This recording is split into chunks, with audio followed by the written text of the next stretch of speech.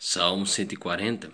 Este salmo está tão adequado em seu lugar e segue tão bem o 139 que você pode praticamente continuar a mesma leitura sem pausa entre os dois. Se a ordem fosse alterada, como certos espertinhos propõem, sérios danos seguiriam por todo o salmo, todo o livro de Salmo. Este é o clamor de uma alma atormentada, a súplica de um cristão incessantemente perseguido e assolado por sagazes inimigos que ansiavam por sua destruição. Davi foi perseguido como uma perdiz nas montanhas e raramente teve um momento de descanso. Este é um apelo comovente a Jeová por proteção, um apelo que gradualmente se intensifica a uma denúncia de seus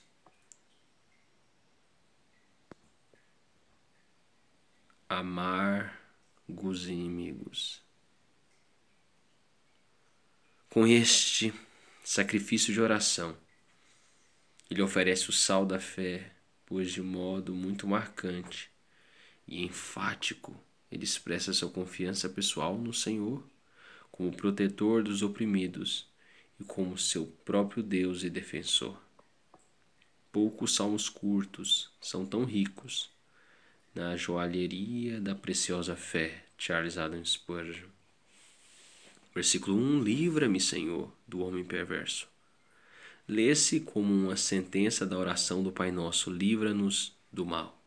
Davi não suplica, de fato, contra um indivíduo, mas sim contra a espécie representada por este indivíduo, cuja melhor descrição é homem perverso. Há muitos destes e, de fato, não encontraremos um homem inconverso que não seja, em certo sentido, um homem perverso. Contudo, não são todos maus da mesma forma. Bom é para nós que nossos inimigos sejam perversos. Seria algo horrível ter os bons contra nós. Charles Haddon Spurgeon. Guarda-me do homem violento. A perversidade no coração sorve na malícia e por fim ferve em paixão. A perversidade é algo feroz quando ganha liberdade para se manifestar. E assim o homem perverso logo evolui para o homem violento. Que vigilância, força ou valor pode preservar o Filho de Deus estando este cercado de engano e violência? Há com certeza um preservador e é sábio. De nossa parte, esconder-nos sob a sombra de suas asas. É algo comum aos homens bons serem assaltados por inimigos. Davi foi atacado por Saul, Doeg, Aitofel, Simei e outros. Até mesmo Mordecai, sentado humildemente no portão, teve seu Amã, e nosso Senhor, o perfeito, foi cercado por aqueles que tinham sede por seu sangue. Não podemos, portanto, esperar passar pelo mundo sem inimigos, mas podemos esperar ser libertos de suas mãos e preservados de sua ira, de modo que nenhum dano real resultará de sua malignidade. Esta bênção deve ser buscada em oração e esperada por fé. Charles Haddon Spurgeon. Versículo 2: Cujo coração maquina iniquidades, não podem se alegrar a menos que estejam tramando e planejando, conspirando e idealizando. Eles parecem ter apenas um único coração, pois estão completamente de acordo em sua malícia. E com todo o seu coração e alma perseguem a sua vítima. Uma parte de confusão não é suficiente para eles. Eles trabalham no plural e preparam muitas flechas para seu arco. mesmo aquilo que não podem de fato fazer, apreciam considerar e ensaiar no palco de sua cruel imaginação. É terrível ter uma doença de coração como esta, quando a imaginação se alegra por prejudicar outros. É sinal certo de que toda a natureza se perdeu profundamente na perversidade. Charles Haddon Spurgeon. E vive forjando contendas? Literalmente, esta sentença pode ser lida assim, que acumula guerras. E alguns compreendem dessa forma, mas é bem conhecido que as preposições são frequentemente omitidas no hebraico. E, sem dúvida, ele quer dizer que eles incitaram a inimizade geral por sua falsa informação que atuou como uma trombeta soando para a batalha. João Calvino. Versículo 2 e 3. O perverso usa 3 armas para atacar o justo: a conspiração oriunda do coração, a mentira oriunda da língua e a violência proveniente das mãos. John Lorinos. Versículo 3. Aguçaram as línguas como serpentes. O rápido movimento da língua de uma víbora fornece uma ideia de como é afiada. Assim, os maliciosos movem sua língua com tal velocidade que é possível supor que estejam agindo para esgotá-la ou polindo-a em uma superfície afiada. O maior poeta do mundo coloca isso em Rei Lear. Ela cortou-me o séquito de metade dos homens. Dirigiu-me olhares carrancudos, alcançando meu coração com a língua viperina. Para afiar ou aguçar a língua é importante que haja loquacidade da mais cortante extrema, muito mais para afiar a língua como serpente.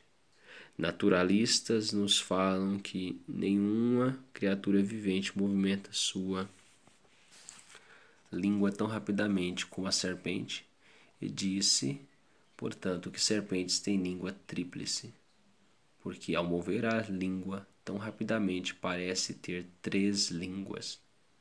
O salmista quer dizer que o perverso fala obtusamente e de modo tríplice. Eles me aguilhoam e me envenenam com 3 línguas. Joseph Cario. Não é fato, por assim dizer, que há muitos homens cuja existência é veneno nefasto. Eles lançam sua língua lívida como a língua da serpente, e o veneno de sua disposição corrói todo objeto sobre o qual se concretizam, sempre vilipendiando e malignando, como o pássaro de mau presságio da noite. Plínio. Sob os lábios tem veneno de áspide. É tristemente admirável que até mesmo homens bons dirão palavras severas quando provocados. Sim, até mesmo declararem-se perfeitos a sangue frio. Eles não são gentis como a pomba quando suas declarações de inocência do pecado são abertamente questionadas. Este veneno do falar perverso nunca sairia de nossos lábios, independentemente do quanto fosse incitado, se já não estivesse ali em outros momentos. Por natureza, temos um estoque enorme de palavras peçonhentas, como uma cobra tem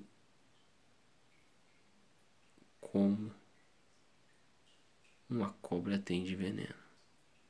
Ó Senhor, retira as bolsas de veneno e faça nossos lábios liberarem apenas mel. Selá. Este é um trabalho intenso. Suba meu coração. Não se afunde muito. Não caia a nota mais baixa. Eleve-se a Deus. Charles Haddon Spurgeon. No dia de Santiago Maior, aparentemente havia homens e mulheres ociosos que iam de casa em casa, gotejando calúnias conforme passavam. Contudo, não se podia tomar a calúnia e detectar a falsidade nela. Não se podia evaporar a metade do lento processo do crisol e então mostrar o resíduo de falsidade reluzindo e visível. Não se podia escolher uma palavra ou sentença e afirmar que era uma calúnia, pois para que esse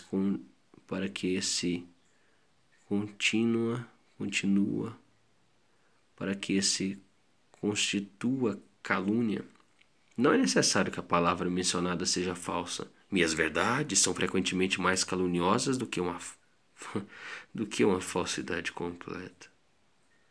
Não é nem mesmo necessário que uma palavra seja distintamente pronunciada, um lábio caído, uma sobrancelha arqueada, um ombro encolhido, um olhar significativo, uma expressão de incredulidade no semblante. Não. Até mesmo um silêncio enfático fará o trabalho. E quando a atitude leve e insignificante que causou a confusão voar para longe, o veneno ficará para trás, para agir e causar ressentimento, inflamar corações, aferventar a existência humana e envenenar a sociedade nos mananciais da vida. Muito enfaticamente foi dito por alguém cujo ser havia sofrido sob tal aflição. O veneno da serpente está sobre seus lábios. Frederick W. Roberts. A inflamação e a calúnia sempre precedem e acompanham a perseguição, pois a malícia em si não pode, como tal, incitar pessoas contra um bom homem para que isso ocorra. Para que isso ocorra, ele precisa antes ser representado como um homem mau. O que pode ser dito daqueles que se ocupam desta tarefa, senão que são geração de víboras, a ninhada da antiga serpente, o grande acusador e caluniador da humanidade, da irmandade. Eles têm sob sua língua uma bolsa de veneno, que causa morte instantânea à reputação a que se fixam. Assim Davi foi caçado como rebelde, Cristo foi crucificado como blasfemo, e os cristãos primitivos foram torturados como culpados de incesto e assassinato. George Orwell. Tal é a natureza do pecado. Em qualquer lugar que entra, ele rasteja de um membro do corpo para o outro, e do corpo para a alma, até que infecte o homem por completo. E então, de homem a homem, até que alcance toda a família. E não fique somente ali, mas corre como um incêndio selvagem, de família em família, até que tenha envenenado toda uma cidade, e assim todo o país e todo o reino. William Crashaw. Versículo 4. Guarda-me, ó Senhor, das mãos dos ímpios, das mãos do ímpio. Nenhuma criatura entre os animais selvagens da floresta é inimigo tão terrível para o homem quanto ele mesmo, quando guiado pelo mal e impelido pela violência. Charles Haddon Spurgeon. Guarda-me, Senhor, de fazer o que eles fazem.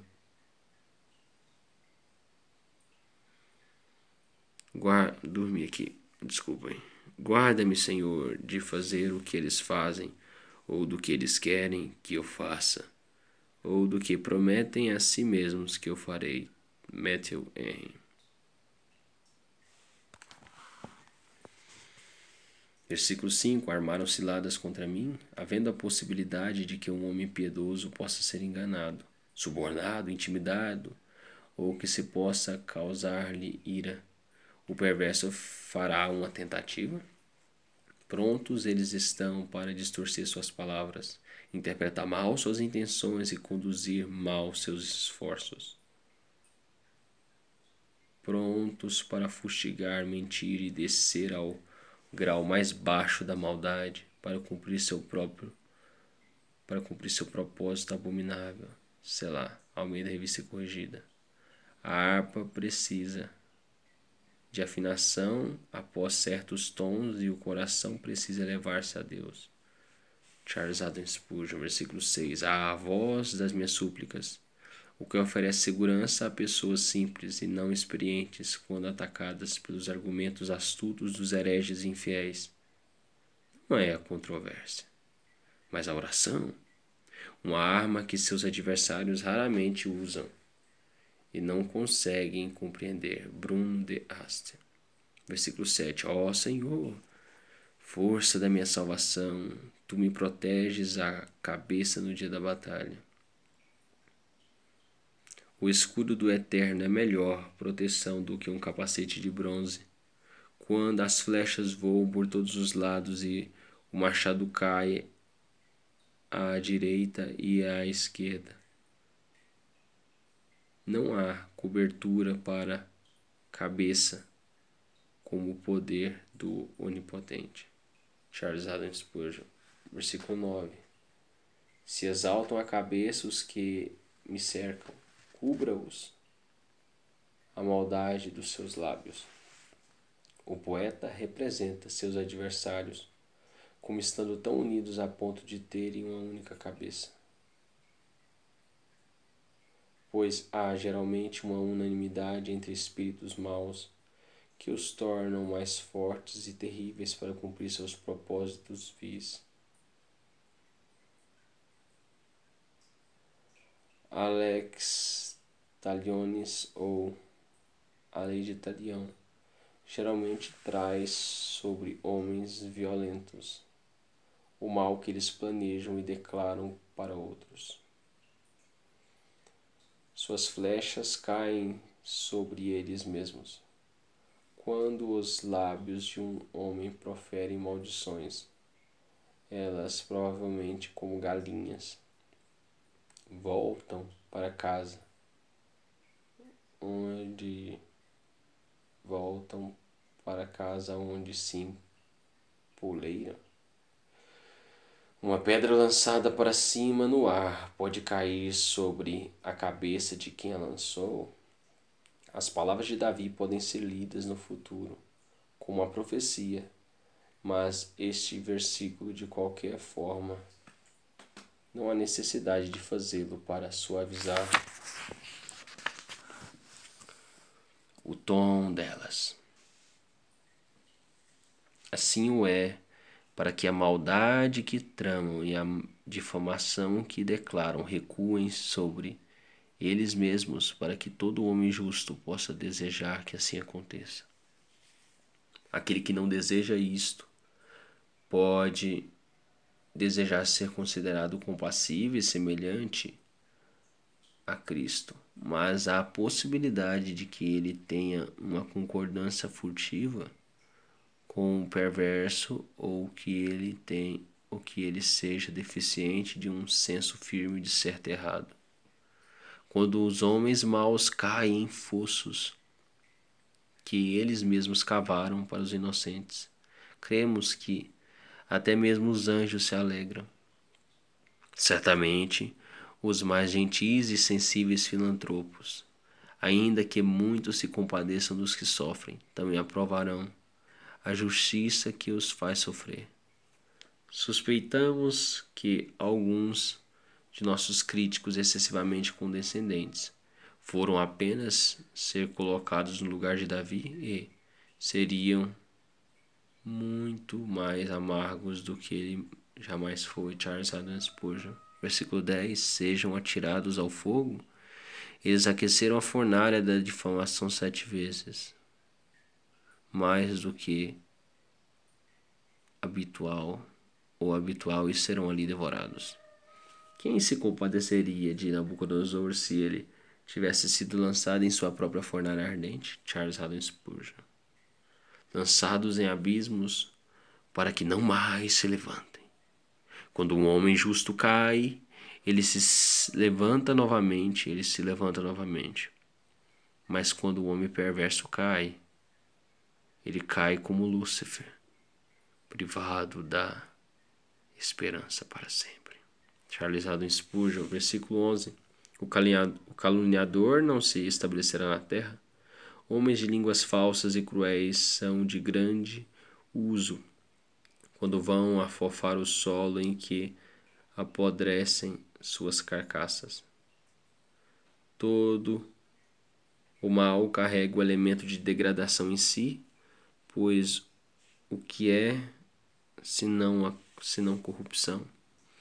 Portanto, os poderes mais extremos da oratória são insuficientes para estabelecer, sobre uma comunicação certa, a causa de encerramento.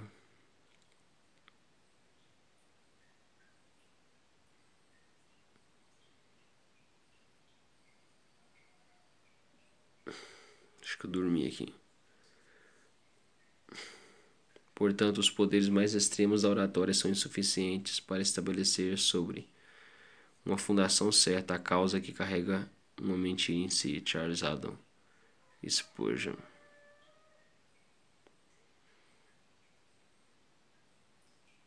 Portanto, os poderes mais extremos da oratória são insuficientes para estabelecer sobre uma fundação certa a causa que carrega uma mentira em si. Charles Haddon Spurgeon. Ao homem violento o mal o perseguirá com golpe sobre golpe. O pecado é sua própria punição. Um homem violento não precisará de uma ruína mais desastrosa do que colher o que ele plantou.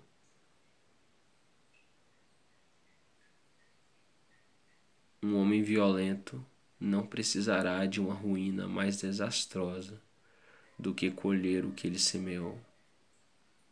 É horrível para um caçador ser devorado por seus próprios cães. Contudo, este é o destino certo do perseguidor. Charles Spurgeon, versículo 14. Assim os justos renderão graças ao teu nome. Na terra em breve, o Senhor, na terra em breve e no céu para sempre, o puro de coração cantará ao Senhor. Como serão altas e doces as canções dos redimidos no milênio, quando o manso herdará a terra e se deleitará na abundância de paz. Charles Spurgeon. Os retos habitarão na tua segurança. Ah, que altura escalamos neste salmo, começando por ser caçado pelo homem perverso e prosseguindo até habitar na presença divina. Assim a fé ergue o santo das profundezas mais inferiores às alturas do descanso pacífico.